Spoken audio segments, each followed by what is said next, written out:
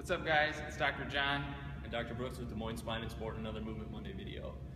Keeping the theme rolling with regards to low back pain and lumbar spine stability. Dr. John's going to kick it off here and he's going to let us know what we're talking about this week. All right, so this week we're going to keep the theme rolling with the hip mobility and increasing that hip mobility. I'm going to actually specifically talk about posterior-lateral hip mobility in that glute external rotators of the hip. Beautiful. So like you said, we're continuing that theme with regards to hip mobility, but then to reiterate, the lumbar spine loves stability. It loves to be stable. It does not like to move a lot.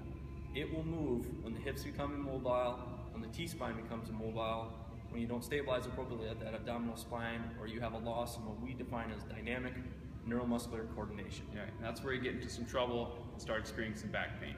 So check out this mobilization. Okay, to address those hip mobility deficits in that posterior lateral hip, we're going to utilize a foam roller and do a foam roller smash. So there's going to be two main mobilizations that we're going to do, a figure four, and also a straight-legged smash. We're going to hop down here on the ground and address those.